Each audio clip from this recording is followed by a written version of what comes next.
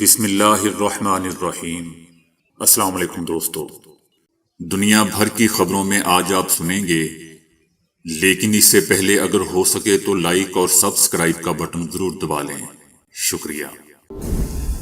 سابق صدر ٹرمپ کا CNN پر $475 ملین ہر جانے کا دعویٰ۔ کسی بھی وقت مارچ کے لیے کال دے سکتا ہوں، قوم کے ساتھ مذاق ہو رہا ہے، عمران خان۔ شہباز شریف نے افتتاح کرنے سے انکار کر دیا۔ اسرائیلی افواج کے چھاپوں سے کم از کم 100 فلسطینی شہید ہو چکے ہیں۔ یوکرین کی افواج کیا کامیابیاں سمیٹ رہی ہے؟ روسی سپر مائن بیلگو روڈ آبدوز اپنی جگہ سے غائب۔ تو آئیے چلتے ہیں اب خبروں کی تفصیل کی جانب۔ سابق امریکی صدر ٹرمپ نے CNN پر ہتک عزت کا مقدمہ دائر کیا ہے، جس میں نشریاتی ادارے سے $475 ملین ہر جانے کا دعویٰ کیا گیا ہے۔ سابق صدر ٹرمپ نے CNN پر بے جا تنقید کے ذریعے سیاسی ساکھ کو نقصان پہنچانے کا الزام عائد کرتے ہوئے $475 ملین ہر جانے کا دعویٰ کیا ہے۔ مقدمے میں الزام عائد کیا گیا ہے کہ CNN نے سابق صدر ٹرمپ کو سیاسی طور پر شکست دینے کے لیے بدکاری، بہتان پر مشتمل باقاعدہ مہم چلائی اور سرکردہ میڈیا ہاؤس ہونے کی حیثیت سے اپنا اثر و رسوخ استعمال کیا۔ سابق صدر نے اپنے دعوے میں الزام عائد کیا کہ CNN نے مجھ پر روس کا حامی، ہٹلر اور بغاوت پسند ہونے کے گھناؤنے، جھوٹے اور ہتک امیز لقاب سے بھی پکارا۔ CNN نے ان کا ہٹلر سے بھی موازنہ کیا۔ ٹرمپ کی جانب سے 29 صفحات پر مشتمل مقدمے میں دعویٰ کیا گیا ہے کہ CNN کا ان پر تنقید کرنے کا طویل ماضی ہے، لیکن حالیہ مہینوں میں اس میں اضافہ ہوا ہے کیونکہ CNN کو خدشہ ہے کہ سابق صدر 2024 میں دوبارہ صدارتی انتخابات لڑ سکتے ہیں۔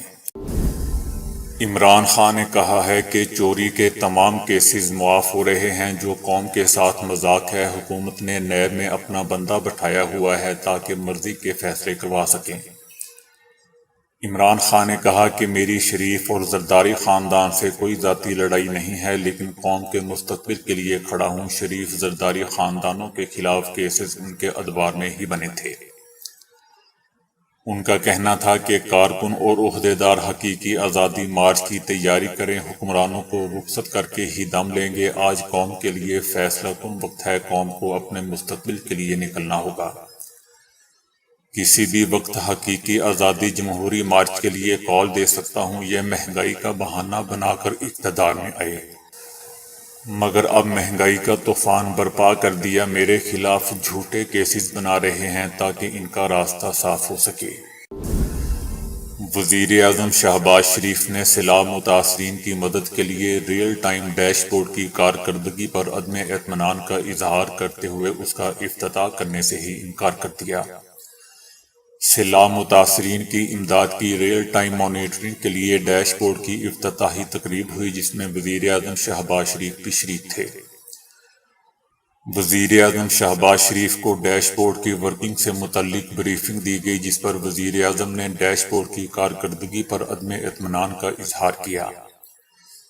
اس موقع پر شہباز شریف نے ڈیش بورڈ کا افتتاح کرنے سے انکار کر دیا اور کہا کہ یہ کیسا ڈیش بورڈ ہے، یہ مذاق ہے۔ میں آج اس ڈیش بورڈ کا افتتاح نہیں کروں گا۔ شہباز شریف نے احسن اقبال اور وفاقی وزیر امین الحق پر غصہ کرتے ہوئے کہا کہ ڈیش بورڈ میں وہ تفصیلات نہیں جو عوام دیکھنا چاہتی ہیں۔ ڈیش بورڈ اتنا سست نہیں ہونا چاہیے۔ وزیر اعظم کا کہنا تھا کہ ایسی چیز بنائی جائے جس پہ قوم کو فخر ہو۔ یہ ایسا ڈیش بورڈ نہیں ہے جو قوم کو درکار ہے۔ ڈیش بورڈ کی ورکنگ مزید بہتر بنانے کی ضرورت ہے، جبکہ ڈیش بورڈ پر ریئل ٹائم اپ ڈیٹ کرنے کی بھی ضرورت ہے۔ وفاقی وزیر امین الحق نے اس موقع پر شہباز شریف سے درخواست کی کہ آج ڈیش بورڈ کا افتتاح کر دیں، جلد ان کو اپ ڈیٹ کر دیا جائے گا۔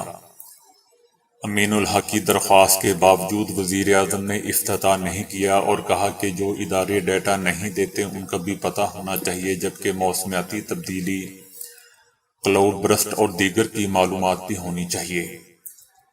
مجھے کوئی تاریخ دیں جس میں میں آ جاؤں گا افتتاح کے لیے، لیکن اس کو اپ ڈیٹ کریں۔ وزیر اعظم نے ڈیش بورڈ اپ ڈیٹ کرنے کے لیے 1 ہفتے کا وقت دے دیا۔ اس سے پہلے تقریب سے خطاب میں وفاقی وزیر امین الحق کا کہنا تھا کہ وزیر اعظم کی ہدایت اور ویژن کے مطابق ڈیش بورڈ تیار کیا گیا ہے۔ سیلاب متاثرین کے لیے فنڈ کی تمام تفصیلات ڈیش بورڈ پر دستیاب ہوں گی۔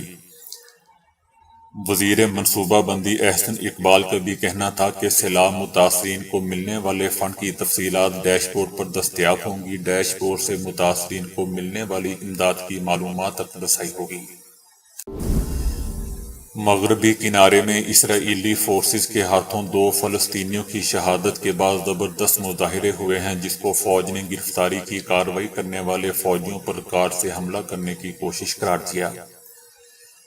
یہ اموات مغربی کنارے میں برسوں میں بدامنی کے بدترین دور میں ہوئے ہیں، جہاں اسرائیلی فورسز مارچ سے تقریباً روزانہ چھاپے مار رہی ہے۔ مقبوضہ مغربی کنارے اور مشرقی یروشلم میں اسرائیلی افواج کے چھاپوں میں بڑے پیمانے پر اضافے کی وجہ سے کم از کم 100 فلسطینی شہید ہو چکے ہیں۔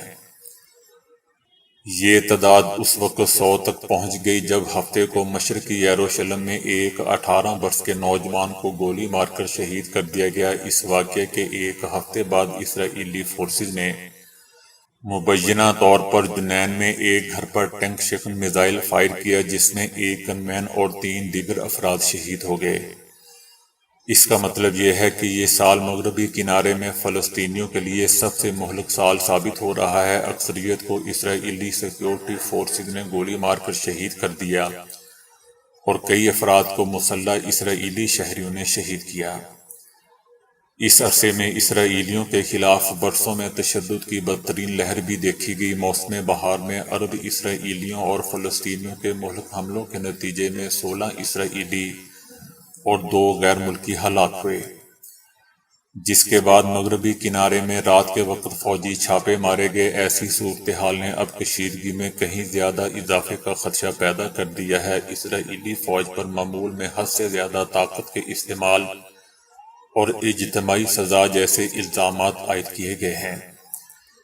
انسانی حقوق کے گروپوں کا کہنا ہے کہ وہ اسرائیل کے مسلح گروپوں کے ممکنہ جنگی جرائم کے بارے میں بین الاقوامی فوجداری عدالت کی موجودہ تحقیقات میں اس سال کے بہت سے مقدمات کو شامل کرنے کی کوشش کریں گے۔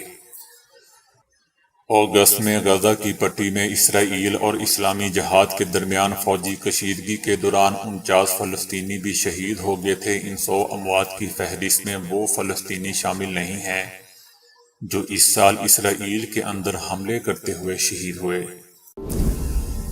یوکرین کی فوج کا دعویٰ ہے کہ اس نے گزشتہ 24 گھنٹوں کے دوران مشرق اور جنوب میں 320 روسی فوجیوں کو مار دیا ہے۔ وہ مشرق میں کامیابی کے بعد دریائے ڈینیپورا کے مغربی کنارے کے ساتھ جنوبی یوکرین میں پیش قدمی کر رہی ہے۔ تاہم کھیرسن کے روسی نژاد نائب سربراہ کیرل نے کہا ہے کہ یوکرین کی تمام پیش رفت کی کوششوں کو کچل دیا گیا ہے۔ یوکرین نے کہا ہے کہ روسی افواج نے ڈونیٹسک کے علاقے میں چاسیو یار کے قصبے میں ایک تعلیمی ادارے کے ہاؤس پر حملہ کیا۔ لوہانسک میں روس نواز فورسز کا دعویٰ ہے کہ انہوں نے خطے کی سرحد عبور کرنے والے یوکرینی یونٹ کو ختم کر دیا ہے۔ صدر پیوٹن کے اتحادی چیچن رہنما رمضان کادروف کا کہنا ہے کہ وہ اپنے 3 نوعمر بیٹوں کو یوکرین میں فرنٹ لائن پر بھیج رہے ہیں۔ روس کی پارلیمنٹ نے یوکرین کے 4 علاقوں کو روس میں ضم کرنے کے قوانین کی منظوری دے دی ہے۔ اس سے پہلے ہزاروں روسی باشندے جنہیں جنگ کے لیے بلایا گیا تھا وطن واپس بھیجے جا رہے ہیں۔ جمہوریہ چیک پہلا ملک بن گیا ہے جہاں شہریوں نے یوکرین کے لیے جدید سوویت دور کا T-72 ٹینک خریدنے کے لیے رقم جمع کی ہے۔ یوکرین کے فوجیوں نے جنوبی یوکرین میں روس کے زیر قبضہ شہر کھیرسن کے شمال مشرق میں دریائے ڈینیپورا پر روسی پوزیشنوں کو توڑ دیا ہے۔ اس پیش قدمی کی اطلاع خطے میں روسی فوج اور روسی نصب شدہ حکام نے بھی دی تھی۔ یوکرین کی افواج نے روسی افواج کو روس کے زیر قبضہ لوہانسک کے علاقے میں دھکیل دیا ہے۔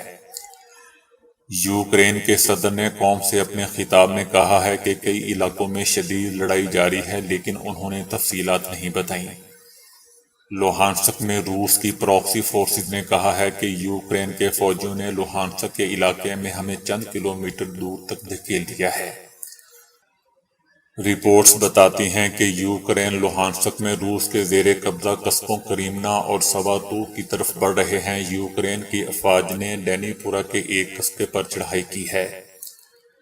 ڈینیپر کے اس دریا کو یوکرین کے لوگ ڈینیپرو کہتے ہیں۔ یہاں ایسی بستیاں ہیں جن پر یوکرین کی افواج کا قبضہ ہے۔ کچھ روسی رپورٹوں میں کہا گیا ہے کہ روسیوں نے اس لڑائی میں تقریباً 130 یوکرینی فوجیوں کو ہلاک کر دیا ہے، جبکہ یوکرین کی پیش قدمی ڈینیپر کے مغرب کنارے پر 25,000 روسی فوجیوں کے لیے سپلائی لائنوں کو نشانہ بنا رہی ہے۔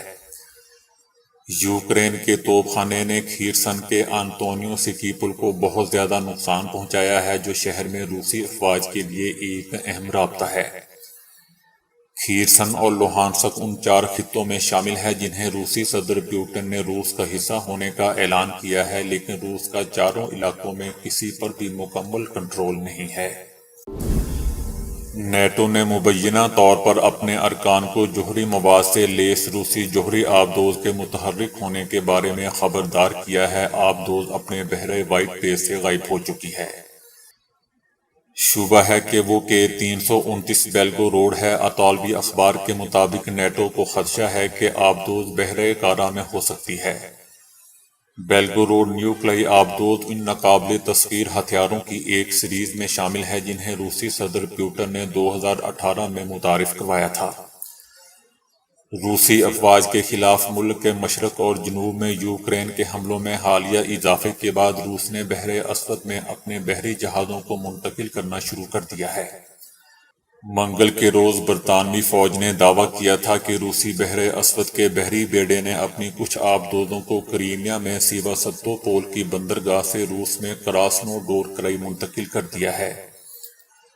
وزارت دفاع نے روزانہ کی انٹیلی جنس اپ ڈیٹ میں کہا ہے کہ منتقلی کا امکان یوکرین کی طویل فاصلے تک جارحانہ صلاحیت میں اضافے کے پیش نظر ملک کی سلامتی خطرے کی سطح میں حالیہ تبدیلی کی وجہ سے ہو سکتا ہے۔ گزشتہ 2 مہینوں کے دوران بحری بیڑے کو ہیڈ کوارٹر اور اس کے اہم بحری ہوا بازی کے اڈے کو کئی حملوں کا نشانہ بنایا گیا ہے۔ گزشتہ ماہ کریمیا میں ساکی ایئر بیس کو متعدد حملوں کا نشانہ بنایا گیا تھا، جس کی وجہ سے روسی بحری بیڑے کے نصف سے زائد جنگی طیاروں کو سروس سے ہٹانا پڑا تھا۔ اس کے بعد روسی وزارت دفاع نے بیڑے کے کمانڈر کو برطرف کر کے ان کے متبادل کی تعیناتی کا حکم دے دیا تھا، جبکہ روس نے اس وقت تصدیق کی تھی کہ کوئی نقصان نہیں ہوا ہے۔ تاہم نقصان کے حد سے قطع نظر ان حملوں نے یوکرینی افواج کی ایک خاص حد تک طویل فاصلے تک ہدف کو نشانہ بنانے کی صلاحیت کا مظاہرہ ثابت کر دیا ہے۔ آپ نے سنا ہوگا کہ انسانی جسم میں دماغ ایک ایسا عضو ہے جو جسم کا صرف 2% ہونے کے باوجود جسم کی کل توانائی کا 20% حصہ ہڑپ کر جاتا ہے۔ لیکن اس سوال کا جواب سائنسدانوں کو بھی معلوم نہیں تھا، کیونکہ یہ تو درست ہے کہ دماغ کے اندر گرد اسٹیشن کی طرح بے تحاشا تاریں اور کنکشن ادھر سے ادھر جا رہے ہوتے ہیں، جو ہر وقت بے حد مصروف رہتے ہیں۔ حتیٰ کہ نیند کے دوران بھی دماغ کی اس چہل پہل اور گہما گہمی میں کوئی خاص کمی واقع نہیں ہوتی۔